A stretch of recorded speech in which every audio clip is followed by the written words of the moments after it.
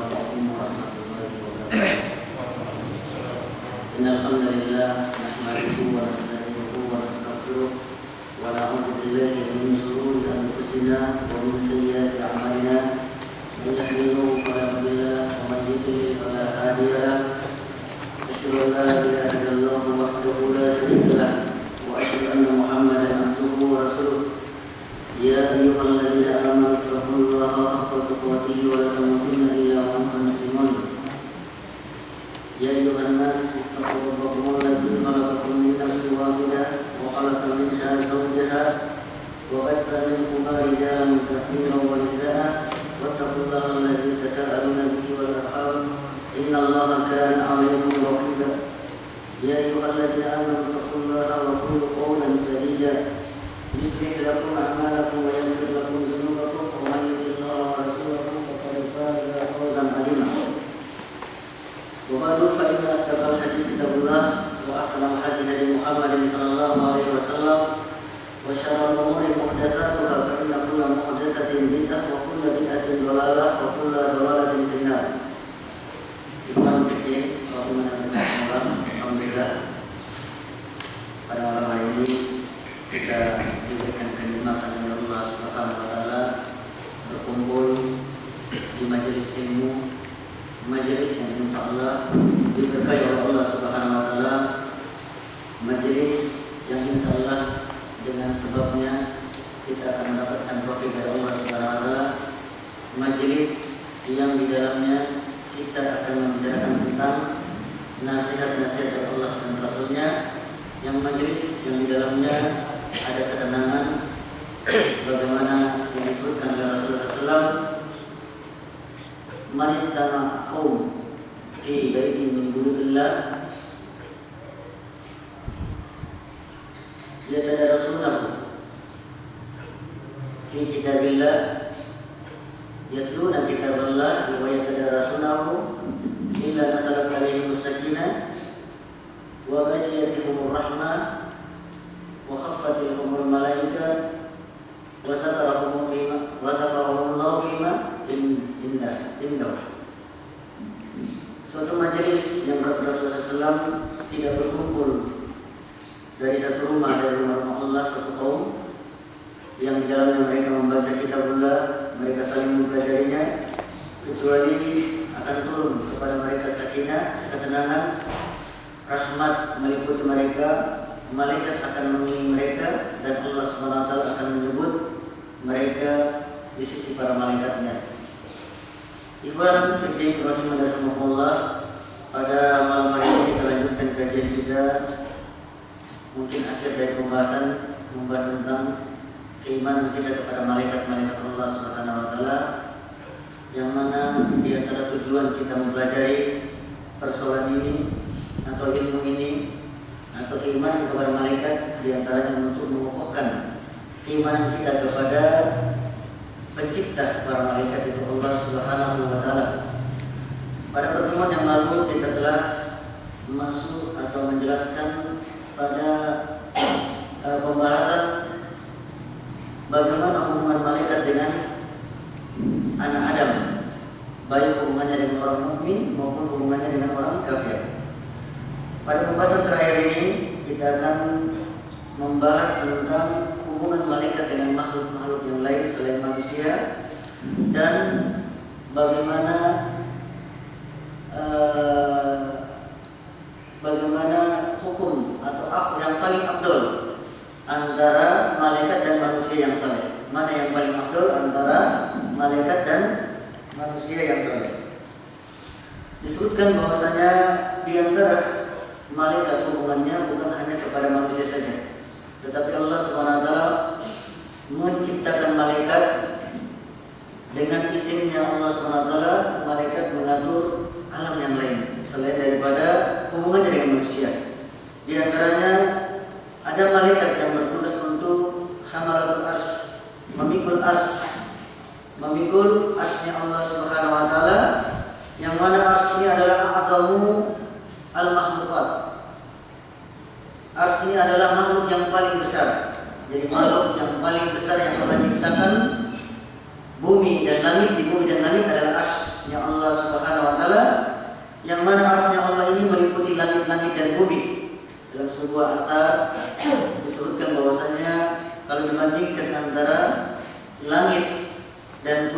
Allah, 7 lapis langit dan kursinya Allah, maka bagaikan 7 uang logam yang diletakkan di atas perisai. Jadi langit itu 7, sedangkan kursinya Allah itu semacam perisai. Jadi ini menunjukkan bahwasanya 7 lapis langit itu kalau dibandingkan dengan kursinya Allah itu tidak ada apa-apanya, kursinya Allah lebih besar. Tetapi kalau kursinya Allah dibandingkan dengan arsy-Nya Allah Subhanahu wa taala, maka bandingannya kursi itu seperti satu buah uang logam yang diletakkan di atas padang Sahara, padang pasir yang sangat luas. Ini menunjukkan bahwasanya arsy-Nya Allah adalah makhluk yang paling terbesar yang Allah ciptakan. Tentunya penciptanya lebih besar daripada yang diciptakannya tersebut. Arsy ini adalah makhluk yang terbesar dan meliputi langit-langit dan bumi.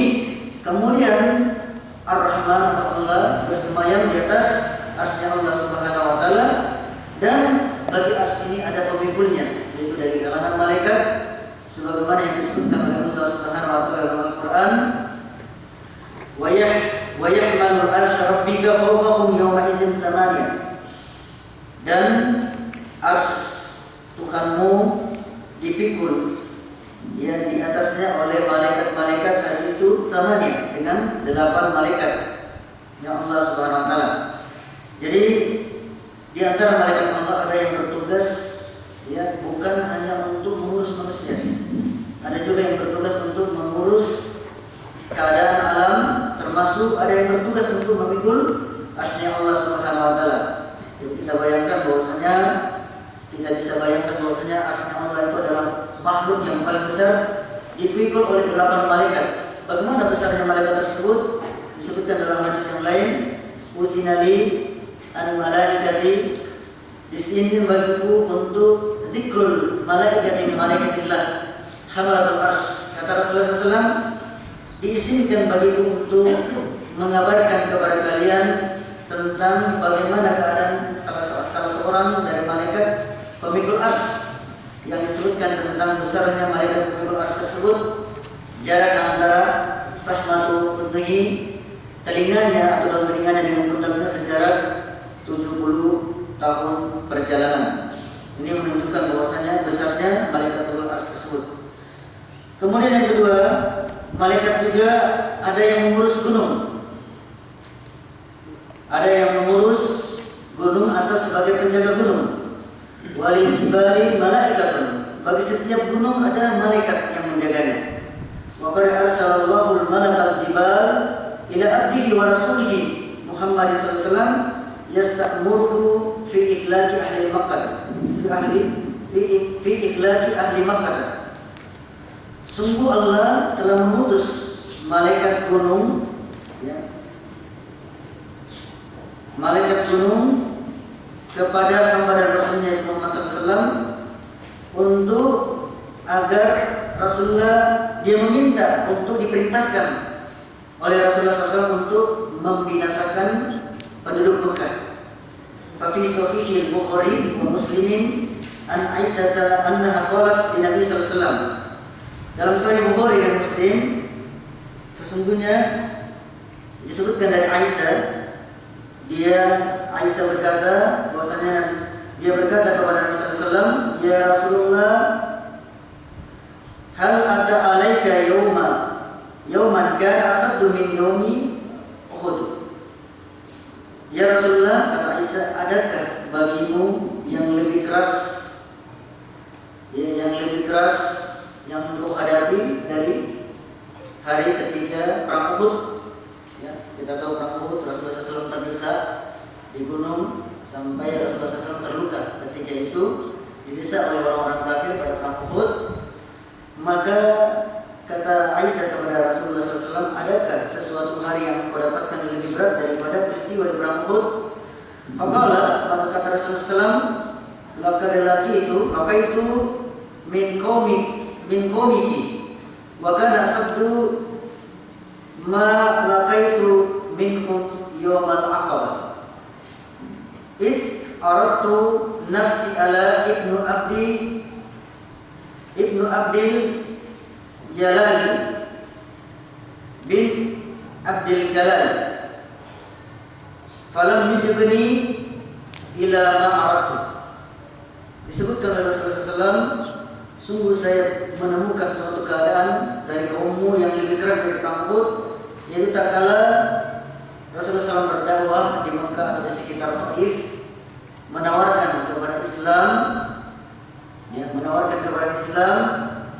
menawarkan dirinya, menawarkan Islam kepada Bani Abdul Yal bin Abdul Kalal, tetapi mereka tidak menerima Rasulullah SAW dari apa yang dikehendaki oleh Rasulullah. Bahkan mereka mengusir Rasulullah, kemudian menyuruh anak-anak untuk melempar Rasulullah SAW, yang mana ketika itu ditemani oleh Usama bin Zaid, Usama yang memasang badannya untuk menjaga badannya Rasulullah SAW terkena dengan batu. Maka Rasulullah ketika mengajak satu kaum penduduk di Taif, penduduk tersebut tidak menerima Rasulullah SAW ajakannya, bahkan Rasulullah diusir dan dilempari dengan batu oleh anak-anak kaum tersebut. Kemudian setelah itu Rasulullah SAW pergi dengan menutup wajahnya. Kemudian dia tidak tahu arah kemana. Dia pergi mengikuti arah angin saja. Kemudian pulang meninggalkan penduduk tersebut. Kemudian disebutkan pada waktu itu, farafa'tu ra'si fa iza ana bi sakharati qad azallatni. Ketika saya pergi dari perkampungan Taif, maka saya mengangkat kepalaku. Tiba-tiba saya melihat ada awan yang menaungi aku dalam perjalananku. Pada saat itu Faizafiyah Jibril fanadani. Kemudian ketika saya memperhatikan, saya melihat pada awan tersebut ada Jibril alaihissalam yang memanggilku. Faqala, Jibril berkata, Inna Allah azza wa jalla qad sami'a qawla qaumika la wa ma raddu alaika. Sesungguhnya Allah azza wa jalla telah mendengar perkataan kaummu kepadamu yang mengusir engkau dan penolakan mereka atas ajakanmu. Wa qad ba'atha ilaika malakal jabali litamuru bima syi'ta fihi. Maka Jibril berkata, sungguh Allah telah mengutus kepadamu malaikat al-jibal, malaikat penjaga gunung, untuk kamu perintahkan malaikat tersebut dengan apa yang kamu kehendaki. Qala fanadani malakul jabal. Maka kata Rasulullah, maka malakul jabal, malaikat gunung tersebut memanggil aku, menyuruh kepadaku, wasallam alaihi, memberikan salam kepadaku. Tsumma qala, kemudian berkata, ya Muhammad, inna Allah qad sami'a qawla qaumika. Sesungguhnya Allah telah mendengar perkataan kaummu untukmu. Wa ana malakul jabal, saya adalah malaikat penjaga gunung. Wa qad ba'athani rabbuka ilaika lita'muruni bi amrika fama syi'ta. Sungguh Allah telah mengutus, Tuhanmu telah mengutus aku kepadamu agar engkau perintahkan aku dengan apa yang kamu kehendaki. Apa saja yang kamu kehendaki perintahkan aku, maka aku akan lakukan. In syi'ta an atbaka alaihim al-ahsadina. Kalau kamu berkehendak untuk saya mengangkat untuk saya mengangkat gunung ini, gunung Ahsadin, salah satu gunung yang terletak di antara Mekah dan Taif, namanya Al-Ahsadin. Kalau engkau ingin aku angkat gunung ini untuk saya timpakan kepada penduduk Mekah atau penduduk Taif yang mereka itu mengusirmu, maka saya akan lakukan. Faqala Nabi sallallahu alaihi wasallam, maka berkata Nabi sallallahu alaihi wasallam, bal arju an yakhrajallahu min aslabihim man ya'budullaha wahdahu la syarika lahu wahdahu la yusriku bihi syai'. Bahkan kata Rasulullah, saya berharap agar Allah Subhanahu wa taala mengeluarkan dari anak keturunan penduduk Taif dan penduduk Mekah orang yang beribadah kepada Allah saja, dia tidak berbuat syirik sedikit pun kepada Allah Subhanahu wa taala.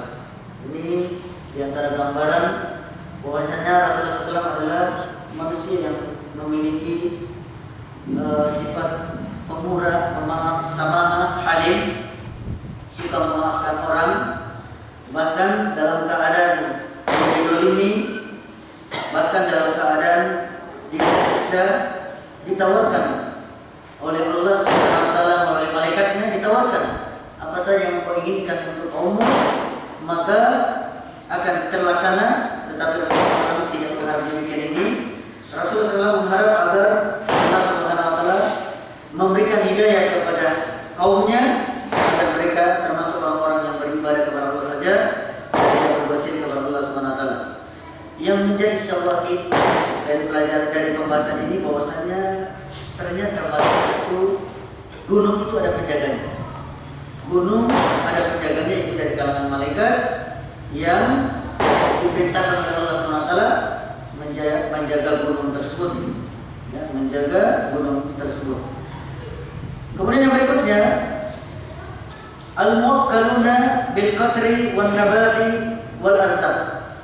Ada juga malaikat yang diperintahkan oleh Allah Subhanahu wa taala untuk mengatur khatar, hujan, an-nabat, tumbuh-tumbuhan, wal arzak, dan rezeki. Jadi rezeki, tumbuh-tumbuhan, kemudian hujan telah diatur oleh Allah Subhanahu wa taala melalui malaikatnya yang Allah Subhanahu wa taala izinkan kepada mereka, para malaikatnya, untuk mengatur alam semesta ini. Jadi malaikat bukan cuma untuk hubungannya dengan manusia. Malaikat juga hubungannya dengan mengatur kaum, mengatur keadaan alam semesta yang Allah Subhanahu wa taala izinkan kepada mereka.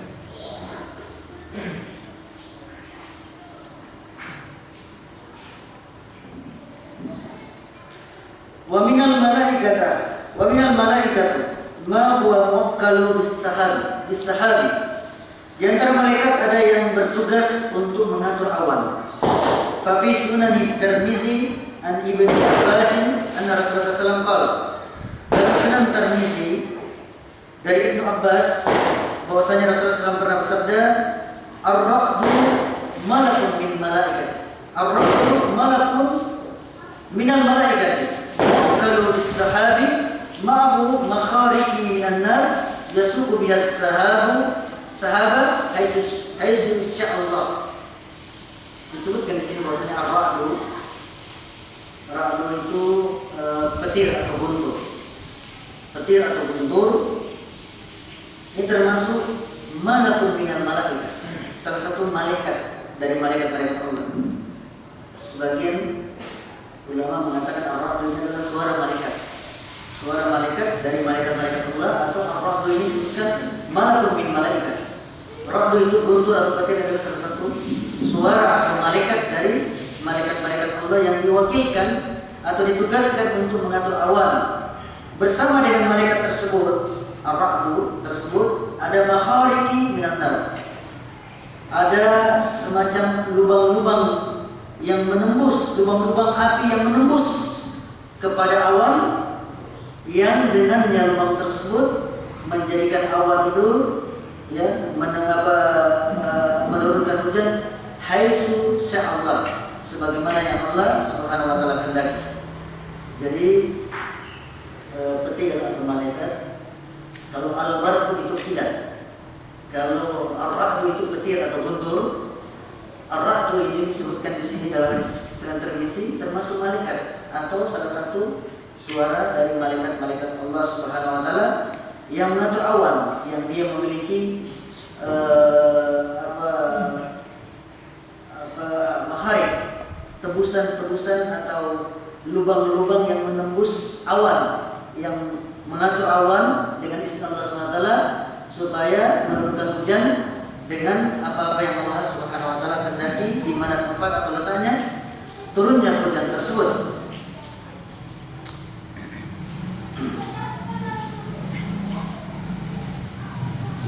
Wa kada yu'maru bi anna yasqa yasqi zar'a rajulin wahidin duna siwa, kama fil hadisi allazi rawahu Muslim fi sahihihi an Abu Hurairah radhiyallahu anna Nabi sallallahu alaihi wasallam qala. Terkadang malaikat itu diperintahkan untuk memberikan hujan atau menurunkan hujan kepada zar'a rajulin wahidin duna siwa, memberikan hujan kepada tanaman salah seorang tanpa dengan yang lainnya. Maksudnya tanamannya atau sawahnya atau kebunnya hanya diturunkan hujan kepada kebunnya tersebut tanpa kepada orang lain di sekitarnya. Sebagaimana disebutkan dalam hadis sahih riwayat Muslim dari Abu Hurairah, Nabi SAW bersabda, ini Nabi SAW menceritakan tentang salah satu keadaan malaikat yang Allah SWT yang mengatur awan. Baina rajulun bi falati minal ardi. Suatu saat ada seseorang yang berada di padang Sahara, padang pasir Sahara. Fasami asautan fi sahabati. Maka ketika itu dia mendengar satu suara dari awan, mendengar suara yang ada di awan. Suara itu mengatakan, aski harikata fulan, berikanlah air kepada kebunnya fulan. Berikanlah air kepada kebunnya fulan. Suara itu didengar dari awan. Fatanaha, kemudian awan itu fatanaha zalika sahab fa'afraga ma'ahu fi kharri. Maka tiba-tiba awan tersebut bergerak, kemudian mengeluarkan hujan atau air di suatu tanah yang berbatuan. Faiza sarjatun min tilka sarajid qad ista'awat dzalika al-ma'ul. Maka hujan yang turun dari awan tersebut yang jatuh di tanah yang berbatuan, dia berbentuk semacam setelah full di tempat berbatuan tersebut, kemudian mengalir, membentuk suatu aliran-aliran dari air hujan tersebut mengalir. Fatataba'a al-ma'. Maka orang tersebut dia mengikuti aliran air tersebut. Orang yang mendengar suara dari awan dia mengikuti aliran air tersebut. Faisa rajulun qa'imun fi hadiqatihi. Maka tiba-tiba dia mendapatkan seseorang yang memindahkan di kebunnya. Seseorang yang berdiri di kebunnya, yaqulul ma' bimasalihi. Dia memindahkan air yang dari aliran tadi air, dia pindahkan ke kebunnya dengan skopangnya atau paculnya supaya masuk air tersebut di kebunnya. Faqala lahu, maka orang tersebut mengatakan kepada yang punya kebun tersebut, ya Abdullah, ma ismu? Wahai hamba Allah, siapa namamu? Qala, dia berkata fulan. Li ismil ladzi sami'a fi as-sahabat. Persis sama dengan nama yang didengarnya suara yang di atas awan tersebut. Berikanlah air kepada, diperintahkan awan untuk berikan air kepada kebunnya si fulan yang atas nama tersebut. Faqala lahu, ya Abdullah, lima tas'alani anil ismi. Lima tas'aluni anil ismi. Wahai hamba Allah, kenapa yang punya kebun tadi bertanya, kenapa engkau bertanya tentang namaku? Qala inni sami'tu sautan fis sahab allazi hasama yaqul. Maka orang yang mendengar tadi suara dari awan, dia mengatakan, sesungguhnya saya mendengar suara di awan, yang awan itu menurunkan hujan. Ini yaqul, dia berkata, aski hadikata fulan, berikanlah air kepada kebunnya fulan liismika, yang dimaksud fulan adalah sama dengan namamu. Fama tasna'u fiha, apa yang kau lakukan dengan kebunmu ini sehingga engkau hanya diberikan air ketika musim kemarau tanpa diberikan kepada orang yang lain. Qala, maka orang tersebut mengatakan, amma idzaqul tahadza, adapun kamu telah bertanya kepadaku tentang masalah ini, fa inni anzuru ila ma yakhruju minha. Sesungguhnya saya selalu memperhatikan apa yang keluar dari kebun ini. Maksudnya apa yang dipanen dari kebun ini. Saya selalu memperhatikannya, kata orang tersebut. Fatasaddaqu bisulutihi wa aqilu ana wa iyali sulutan wa araddu fiha sulusahu. maka saya dari hasil panen ini saya bagi 3, sepertiganya saya sedekahkan, sepertiganya saya makan untuk keluarga saya, dan sepertiganya saya jadikan lagi untuk modal untuk menanam pada musim tanam berikutnya. Maka yang menjadi sawahid dari kisah ini, di samping ada kisah-kisah yang ada faedah-faedah yang bisa kita ambil dari sini, diantaranya bahwasanya alam semesta itu berkhidmat kepada orang mukmin yang senantiasa memperhatikan haknya Allah dan menjaga batasan-batasan Allah. Maka Allah SWT mengirimkan dari makhluk-makhluknya termasuk alam semesta berkhidmat kepada orang mukmin yang melakukan demikian ini.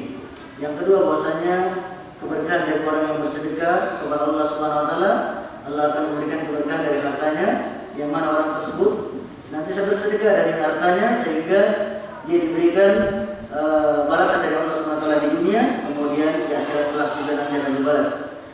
Kemudian yang menjadi syawahid daripada pembahasan kita ini, bahwasanya ada malaikat-malaikat Allah yang bertugas untuk mengurus awan, hujan, yang dia menurunkan hujan di mana saja yang Allah kehendaki sesuai dengan perintah Allah Subhanahu wa taala. Berarti hadis riwayat Muslim ini membantah bagi orang-orang yang menganggap betulnya pawang hujan. Betulnya apa yang dilakukan oleh pawang hujan, maka hadis ini membantah bahwasanya hujan itu tidak akan turun kecuali dengan izin Allah di tempat yang Allah SWT kehendaki dan tentukan.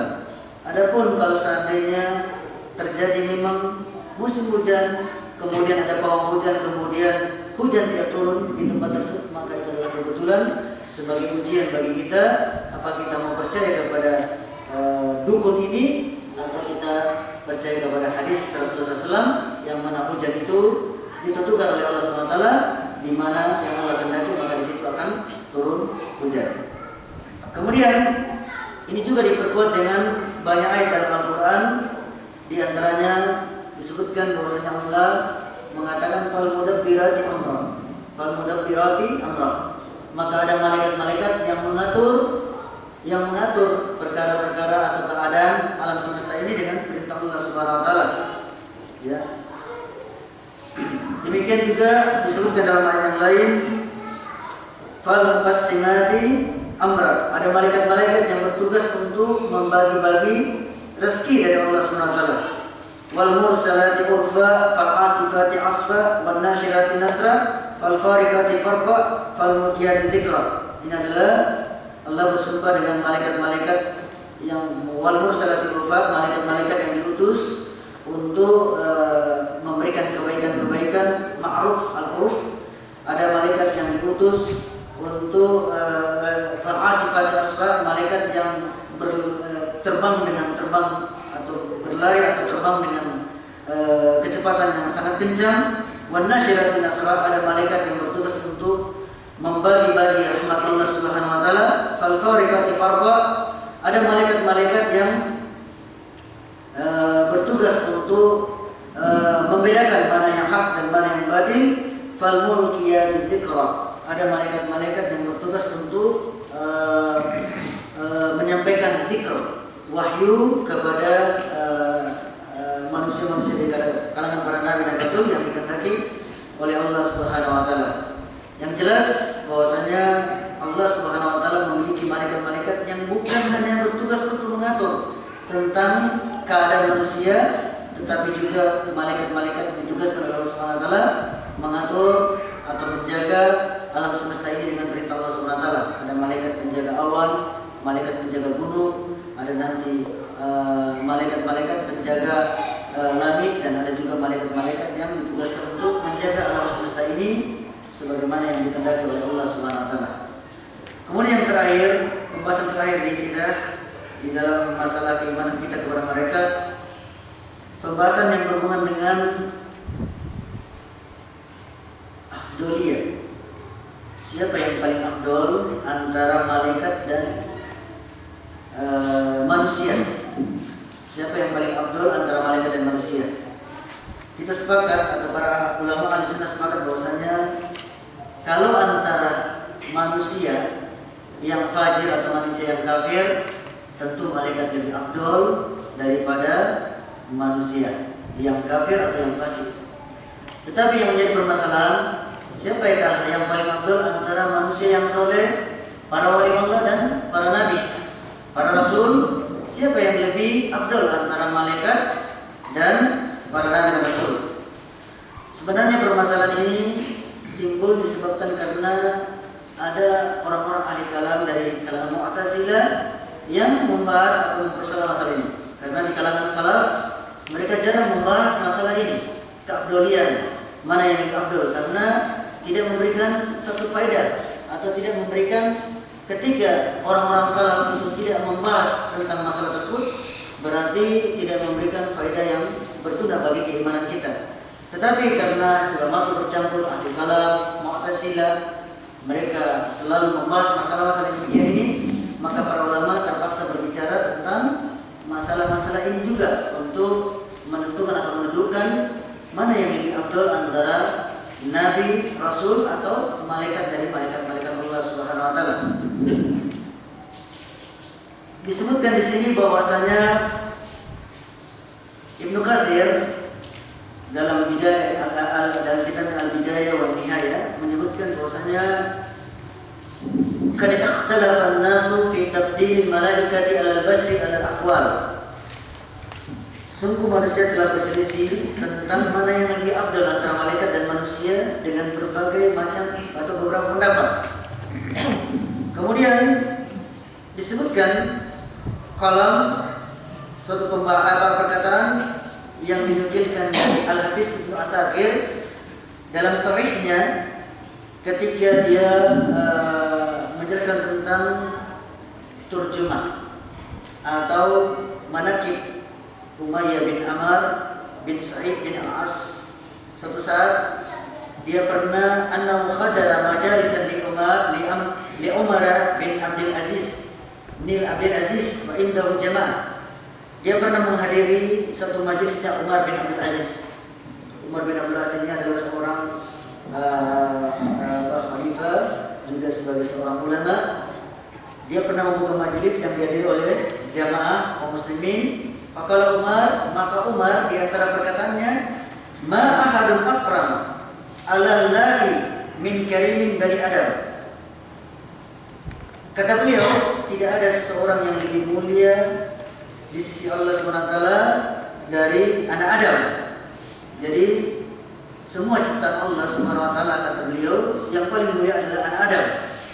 Wa istidalla bi qoulihi ta'ala, dia berdalil dengan firman Allah SWT, innal ladzina amanu wa amilus solihati ulaika hum khairul bariyah. Sesungguhnya orang-orang yang beriman dan beramal saleh, maka mereka itu adalah khairul bariyah, sebaik-baik makhluk. Jadi ini diantara dalil Umar bin Abdul Aziz, dia menganggap bahwasanya kalau dibandingkan dengan malaikat, manusia yang beriman dan beramal saleh, maka mereka adalah sebaik-baik makhluk. Al-bariyah, ya, dimaksud adalah makhluk, semua makhluk. Malaikat, termasuk malaikat di sini, bahwasanya ayat ini menunjukkan lebih bagus manusia yang beriman dan beramal saleh, lebih afdal daripada malaikat. Wa wafaqahu ala dzalika Umayyah bin Amr bin Sa'id, dan Umayyah bin Amr juga sepakat dengan pendapat Umar bin Abdul Aziz ini. Kemudian ada seorang yang berkata, Iraq bin Malik, dia berkata, ma ahadu akrama 'ala Allahi min malaikati. Dia mengatakan bahwasanya tidak ada yang paling mulia di sisi Allah kecuali dari malaikat-malaikatnya. Kemudian dia berpendapat atau berdalil dengan firman Allah SWT, ma nahakuma rabbukuma an hasis sajarati illa an takuna malakaini an takuna minal khalidina. Dia berdalil dengan firman Allah SWT dalam surat Al-A'raf tentang kisah Nabi Adam dan Hawa yang dia dilarang memakan sebuah buah atau pohon yang ada di surga. Kemudian datang iblis menggodanya. Perkataannya, ya, iblis kepada keduanya, Adam dan Hawa, tidaklah Allah melarang kalian berdua, tidaklah Tuhan kamu melarang kalian berdua dari pohon tersebut kecuali agar engkau berdua tidak menjadi malaikat atau tidak menjadi orang-orang yang kekal di surga ini. Ini godaannya iblis kepada Adam dan Hawa sehingga qadarullah wa masyafa'ala, maka Adam memakan buah atau pohon yang terlarang tersebut. Yang menjadi syawahid dari hadis yang dikemukakan oleh Iraq bin Malik ini bahwasanya wahai Adam, kamu dilarang memakan buah tersebut agar engkau tidak menjadi malaikat. Berarti malaikat itu lebih tinggi daripada Adam. Ini yang menjadi dalil dari pendapat tersebut. Ala kulli hal, pendapat ini adalah pendapat yang dipegang oleh Mu'tazilah dan sebagian daripada mazhab Asy'ariyah. Kemudian ada lagi pendapat yang lain seperti Syiah mengatakan bahwasanya imam-imamnya mereka itu lebih mulia daripada malaikat. Imam-imamnya mereka lebih mulia daripada malaikat. Kemudian disebutkan dalam pensarah kitab At-Tahawiyah, yaitu Al-Imam Ibnu Abil Izzi Al-Hanafi, dia mengatakan bahwasanya Ahli Sunnah wal Jamaah mereka berpendapat bahwasanya para nabi dan para rasul itu lebih afdol daripada malaikat. Para nabi dan para rasul lebih afdol daripada malaikat. Ini adalah kesepakatan daripada Ahli Sunnah wal Jamaah, disebabkan dengan nanti dalil-dalil yang dikemukakan. Di antara dalil-dalil yang mereka kemukakan bahwasanya para nabi dan rasul itu lebih mulia daripada malaikat. Di antaranya disebutkan bahwasanya Allah ketika menciptakan Adam alaihissalam, maka ada para malaikat disuruh sujud kepada Adam. Isqulna lil malaikati isjudu li Adam fasajadu. Ketika kami berkata kepada malaikat kata Allah, sujudlah li Adam kepada Adam.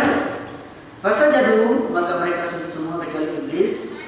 Ya, aba wastakbar, dia sombong, enggan dan menyombongkan diri.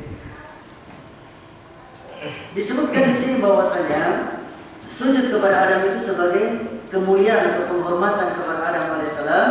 Ini menunjukkan bahwasanya malaikat disuruh oleh Allah Subhanahu wa taala untuk memuliakan Adam alaihissalam, menunjukkan bahwasanya kemuliaan Adam alaihissalam. Kemudian mereka berpendapat bahwasanya tidak pernah disebutkan bahwasanya Adam atau anak keturunannya disuruh bersujud kepada malaikat. Bahkan Adam dan keturunannya hanya disuruh bersujud kepada Allah Subhanahu wa taala. Ini menunjukkan bahwasanya manusia dari kalangan para nabi dan orang saleh lebih mulia daripada malaikat.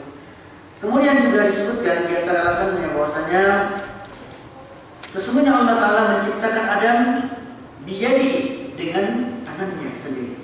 Allah menciptakan Adam dengan tangannya, sedangkan wahulikal malaikatu bikalimatihi atau binuri. Sesungguhnya malaikat diciptakan dengan kalimat Allah atau dengan nur cahaya dari Allah Subhanahu wa taala. Jadi ini menunjukkan bahwasanya Adam itu lebih mulia karena Allah menciptakan dia dari tanah melalui tangannya Allah Subhanahu wa taala secara langsung. Kemudian disebutkan juga dalil bahwasanya Allah Subhanahu wa taala ingin menjadikan di muka bumi ini sebagai khalifah, yaitu Adam. Inni ja'ilun fil ardi khalifah.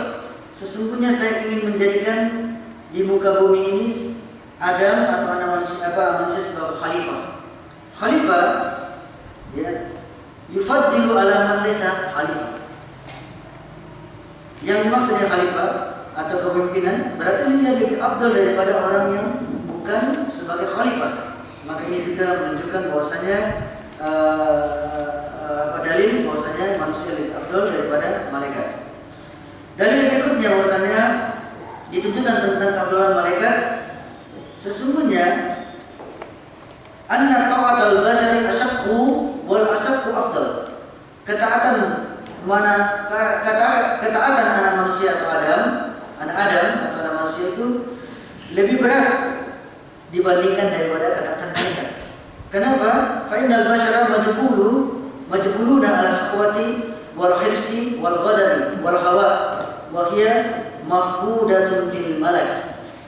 Karena manusia itu dia disuruh untuk melakukan ketaatan tetapi dia majbul.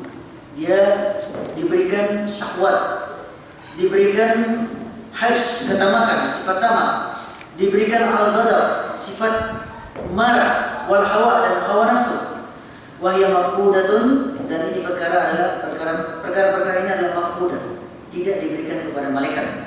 Jadi jelas orang yang disuruh beribadah dalam keadaan diberikan hawa, syahwat, ketamakan, dan sifat emosi, maka itu lebih berat ibadahnya daripada makhluk yang tidak diberikan perkara-perkara yang demikian ini, yang menunjukkan bahwasanya manusia ketika dia taat beribadah kepada Allah, maka dia lebih afdol daripada makhluk yang tidak diberikan keadaan yang demikian ini.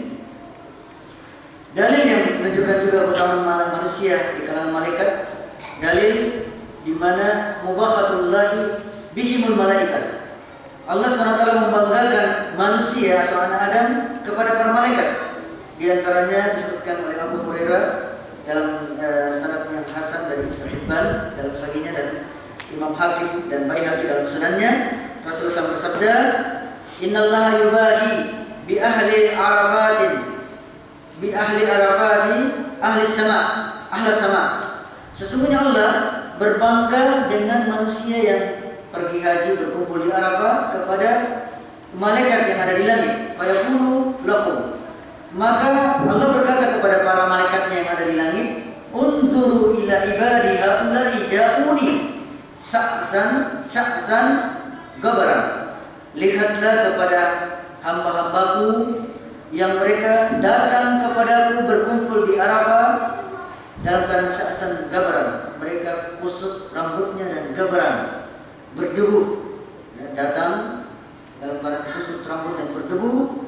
Mereka datang kepada aku, maka Allah SWT membanggakan para malaikat di hadapannya, membanggakan manusia di hadapannya para malaikat, yang menunjukkan bahwasanya keutamaan malaikat di atas keutamaan manusia yang soleh, yang taat di atas malaikat jika dibandingkan dalam keadaan demikian ini. Akan tetapi pendapat daripada kalangan Mu'tazilah juga didukung dengan dalil yang kuat juga dari Al-Quran. Maka bagaimana kita menjamak, mengumpulkan dari dalil tersebut? Maka disebutkan oleh Syekhul Islam Ibnu Taimiyah bahwasanya tahqiqul qaul fi dzalika ma dzakarahu Ibnu Taimiyah min anna salihil basari afdalu bi itibari kamal nihayah. Maka untuk menjamak atau mengumpulkan di antara dua pendapat tersebut, maka kata Syekhul Islam Ibnu Taimiyah bahwasanya kalau bi'tibar, ya, menurut, kalau dinilai dari segi kamal nihayati, kesempurnaan hidup yang akhir nanti, penghabisan di akhirat nanti, maka manusia yang soleh dari kalangan manusia itu lebih afdal daripada kalangan malaikat. Kenapa? Inna ma yakun idza dakhala jannah, karena kalau manusia yang soleh, ya, baik wali Allah atau para nabi dan rasul, mereka masuk ke dalam surga, wa nalu zulfa wa saqamu darajati pula, maka mereka akan mendapatkan ketinggian derajat, ya, ketinggian, mereka akan dekat dengan Allah, zulfa, dekat dengan Allah, dan mereka mendapatkan tempat derajat yang tinggi. Kemudian Allah Subhanahu wa taala memberikan penghormatan kepada mereka. Wa hayyahum ar-rahman wa hasaqum bi mazidil qurbi. Dan Allah mengkhususkan mereka para manusia dengan kedekatannya dengan Allah Subhanahu wa taala. Wa tajli lahum yastami'una bin nadri ila wajhil karim. Kemudian mereka juga diberikan kelebihan untuk mendapatkan kenikmatan dengan memandang wajah Allah Subhanahu wa taala di surga nanti. Kemudian dalam keadaan demikian, ya, seperti disebutkan bahwasanya Rasulullah SAW itu dia nanti akan menempati maqam mahmudah, tempat yang terpuji, yaitu surga yang paling tertinggi, surga al-wasilah, maqam mahmudah. Surga yang paling tinggi di akhir nanti adalah surga yang hanya ditempati oleh satu orang saja, berada di bawah kursinya Allah, arsy-Nya Allah Subhanahu wa taala, yaitu yang mana Rasulullah SAW berharap agar dia mendapatkan dialah yang menempati surga tersebut, yang mana disyariatkan kita setiap habis azan kita memintakan kepada Rasulullah SAW, ati Muhammadil wasilah, berikanlah kepada Muhammad al-wasilah, yaitu maqam mahmudah, surga yang paling tertinggi yang tidak ditempati oleh makhluk yang lain, ya, termasuk malaikat kecuali Rasulullah SAW. Ini menunjukkan ketika manusia dari kalangan manusia masuk surga, di mana malaikat ketika tersebut? Manusia yang saleh masuk surga, di mana malaikat ketika itu? Ketika di akhirat kelak nanti, para malaikat Allah SWT qamat malaikatu fi hikmatihim bi'izni rabbihim. Mereka malaikat adalah sebagai hikmah, sebagai pelayannya manusia-manusia yang saleh masuk surga dengan izin Allah Subhanahu wa taala. Penjaga surganya yaitu malaikat, tetapi yang masuk ke dalam surga adalah manusia di kalangan saleh. Tentunya penjaga yang masuk ke dalamnya lebih afdol daripada penjaganya. Kemudian ini keutamaan manusia yang soleh kalau diiktibar dengan penilaian pada waktu nanti di hari kemudian ketika manusia sudah masuk dalam surga. Tetapi kalau diiktibar dengan penilaian sekarang, waktu sekarang, jelas malaikat lebih afdol daripada manusia. Fa'inal malaikat al-an fi rafiqil a'la. Sekarang malaikat ini keberadaannya rafiqil a'la, ya, berada di rafiqil a'la, ketinggian yang dekat dengan Allah Subhanahu wa taala, munassiquna amma yulabisu bil adam. Yang malaikat, ya, pada kehidupan dunia ini sekarang selalu membersihkan dari apa-apa yang dilakukan oleh Bani Adam, ya, selalu membersihkan, munassiquna, membersihkan dari kotoran-kotoran yang dilakukan oleh Bani Adam dari perbuatan-perbuatan maksiat atau kekufuran. Malaikat sekarang ini mustaqraquna fi ibadati rabbih. Mereka tenggelam dalam beribadah kepada Allah Subhanahu wa taala. Wala raiba anna hasil ahwal al-an akmalu min ahwali bashar. Dan tidak ragu lagi keadaan sekarang para malaikat itu lebih sempurna keadaannya, peribadatannya daripada keadaan manusia. Oleh karenanya ini adalah pembahasan yang sebenarnya tidak terlalu dibahas oleh para ulama salaf, cuma karena masuknya orang-orang Mu'tazilah ahli kalam, ya, atau Asy'ariyah, maka para ulama membahas tentang masalah ini. Yang jelas bahwasanya kalau dibandingkan di hari kemudian nanti, maka lebih afdal manusia yang masuk ke dalam surga daripada malaikat. Kalau dibandingkan dalam keadaan sekarang, maka malaikat lebih afdal daripada manusia yang ada di muka bumi ini. Demikianlah pembahasan kita tentang malaikat Allah Subhanahu wa taala. Kita telah membahas dengan insyaallah telah mencukupi keimanan kita kepada malaikat. Nanti pada pertemuan depan kita masuk kepada pembahasan rukun iman yang ketiga, beriman kepada Rasul-Rasul Allah Subhanahu wa taala. Untuk billahi wa malaikatihi wa kutubihi, ya, beriman kepada kitab-kitab Allah. Jadi kita masuk kepada pembahasan tentang beriman kepada kitab-kitab Allah SWT. Bagaimana kita beriman kepada kitabullah atau kitab-kitab Allah SWT? Apakah semua kitab-kitab Allah itu harus kita imani, kita percaya atau kita laksanakan? Maka insyaallah nanti kita akan membahas pada pertemuan-pertemuan selanjutnya. Demikian ada yang bertanya masalah ini atau masalah-masalah yang lain, pada silakan.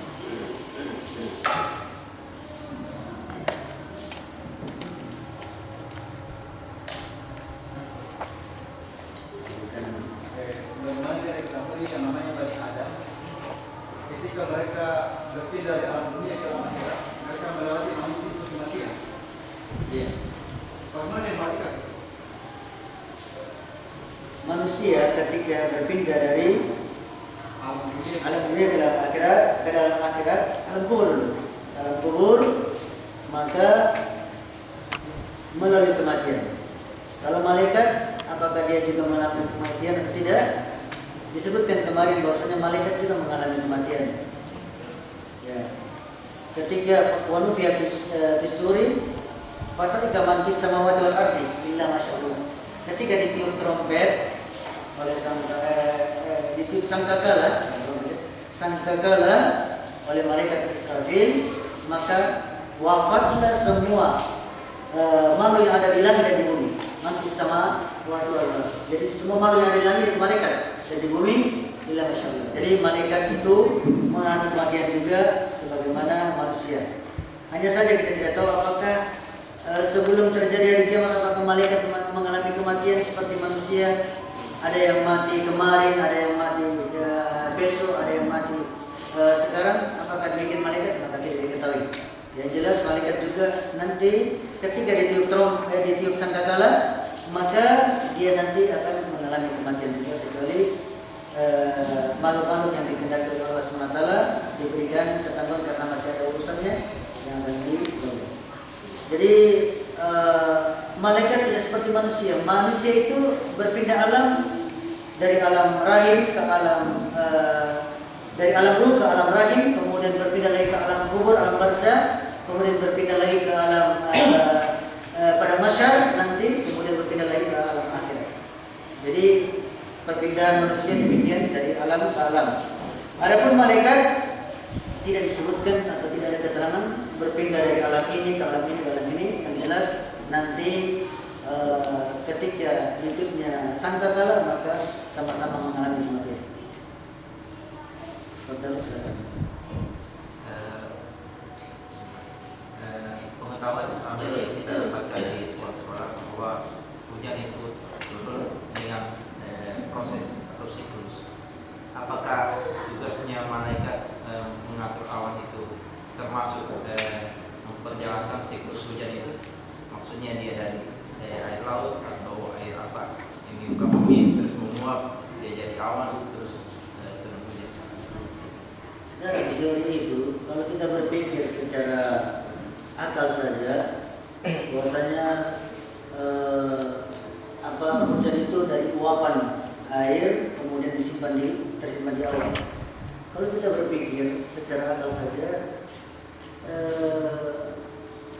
di Saudi itu musim kemarau panjang sekali, uapannya banyak sekali, uapannya setiap hari uapan terus.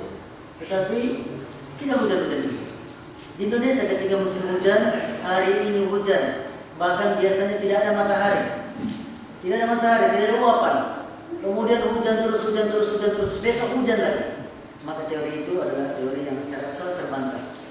Jadi teori yang kita pelajari dulu bahwasanya air hujan itu berasal dari uapan matahari, kemudian tersimpan di awan dan lain sebagainya, tidak. Jadi itu adalah teori yang tidak benar. Maka yang benar adalah sebagaimana yang disebutkan dalam hadis bahwasanya wa anzala as-samai ma'an. Allah menurunkan dari air hujan minal mu'sirati, juga dari mu'sirati dari awan air hujan. Jadi Allah lah yang menurunkan air hujan, bukan dari uapan tersebut. Dari uapan tersebut. Jadi teori itu tidak benar, dan Allah SWT kalau ingin menurunkan hujan sesuai dengan kehendaknya di mana saja yang Allah kehendaki, maka dia memerintahkan kepada malaikatnya untuk melaksanakan tugas tersebut. Jadi teori itu tidak benar. Silakan.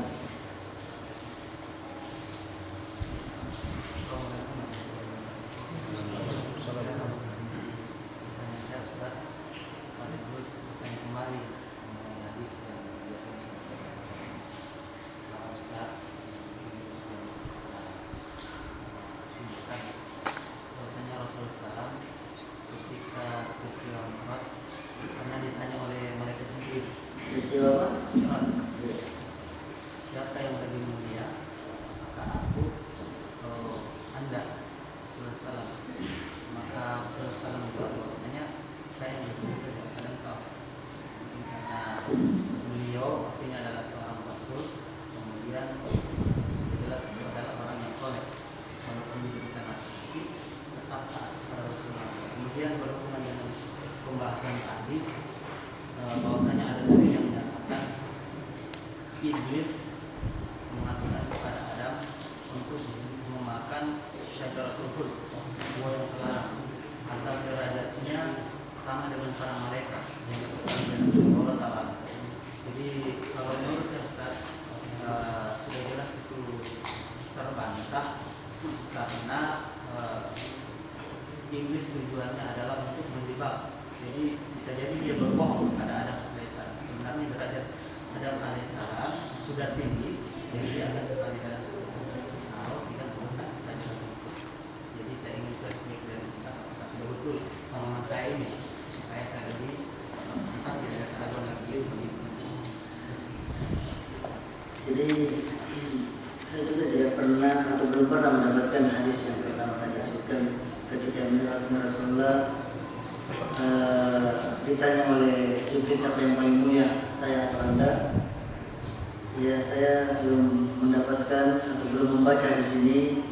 Tapi kalau kita lihat dari matanya, sepertinya kayaknya tidak mungkin Jibril mau bertanya demikian. Tapi kalau betul ada, ya saya walau tidak mengerti tentang masalah ini. Hanya saja kita ketahui sepakat bagi kita bahwasanya makhluk atau malaikat yang paling mulia adalah Jibril. Makhluk atau penduduk langit yang paling mulia adalah Jibril. Penduduk bumi yang paling mulia adalah Nabi kita Muhammad SAW. Kemudian yang kedua, sebagaimana yang antum katakan bahwasanya memang betul bahwasanya adalah perkataan iblis yang membuat keraguan kepada Adam atau memberikan angan-angan kepada Nabi Adam bahwasanya kalau kau tidak memakan buah tersebut maka engkau tidak akan menjadi seorang malaikat. Maka perkataan iblis ini adalah termasuk perkataan yang menunjukkan tidak perlu sebagai bantahan sendiri bahwasanya ini perkataan iblis. Perkataan iblis yang atau angan-angan iblis, karena angan-angan iblis itu tidak mungkin betul atau belum tentu betul bahwasanya malaikat lebih mulia daripada Adam. Tetapi ada kalimat yang berikutnya, khalidin, agar engkau tidak menjadi orang yang kekal di surga ini. Maka itu mungkin yang menjadi pengaruh bagi Adam sehingga dia tergoda dengan rayuan atau bisikan iblis tersebut. Tetapi ala kulli hal bahwasanya kedua alasan ini diabadikan oleh Allah SWT dalam Al-Quran. Di antara alasannya iblis mengajak Adam untuk memakan buah yang terlarang tersebut. Jadi demikian, memang betul apa yang antum katakan bahwasanya itu juga sebenarnya bantahan atau dalilnya tidak kuat ketika menjadikan alasan iblis untuk menunjukkan malaikat lebih mulia daripada Adam. Ada lagi? Dalam surah Ar-Rum ayat 30, Allah dialah yang mengirim angin lalu angin itu menggerakkan awan, dan Allah mengundangkannya di langit untuk menjadi hujannya dan menjadikannya bertukar-tukar, lalu kamu lihat hujan keluar dari jalan-jalan. Maka apabila hujan itu turun mengenai hamba-hambanya yang dimuliakannya, tiba-tiba mereka menjadi gembira. Kembali ke pertanyaan pertama tadi tentang proses hujan. Jadi di dalam proses terbentuknya hujan itu sebetulnya teorinya, ilmu kalamnya itu bukan hanya proses evaporasi saja, tetapi ada juga yang disebut dengan proses kondensasi. Kemudian ada proses-proses lain yang terlibat yang kalau disesuaikan dengan ayat Allah Subhanahu Wa Taala ini tidak bertentangan. Kalau ayat Allah tadi apa? Allah dialah yang mengirim angin. Lalu angin itu menggerakkan awan, dan Allah menentangkannya di langit menurut yang dikehendakinya, dan kamu menjadikannya bergumpal-gumpal. Lalu kamu lihat hujan keluar dari celah-celahnya, maka apabila hujan itu turun mengenai hamba-hambanya yang kalau teori yang sekarang sebentar, tidak kemudian ayat yang mau di sini, jadi juga di sini Ustaz. Itu tergantung dari kekuatan angin yang ada. Kalau Allah dia gerakkan ke sini, maka kemudian kalau dia gerakkan dia akan jatuh. dalam ayat tersebut tidak disebutkan bahwasanya air hujan itu merupakan uapan dari air, uapan dari air yang ada di bumi, tidak. Tapi Allah mengatakan Allah mengutus angin untuk menjalankan awan tersebut di mana awan yang ada air tersebut akan dituangkan. Jadi kita tidak perlu, kalau seandainya teori tidak bertentangan maka kita terima, tapi kalau teori bertentangan maka tidak diterima.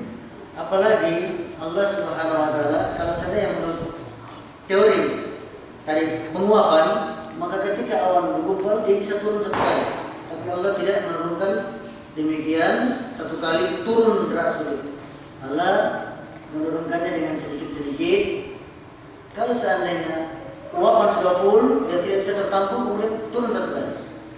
Jadi secara akal tidaklah maksudnya bertentangan dengan yang demikian ini. Kemudian disebutkan dalam ayat tadi, Allah tidak menyebutkan tentang proses turunnya hujan dengan penguapan, tetapi Allah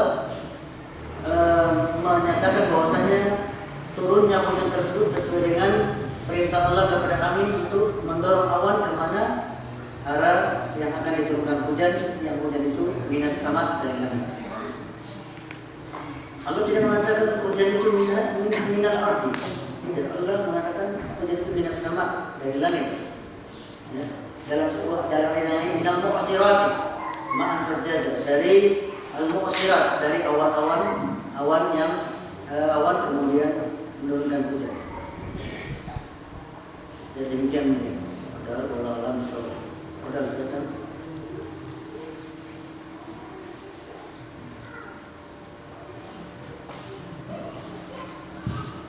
Kalau tidak ada yang tutup, semangat kalau yang melihat sebagai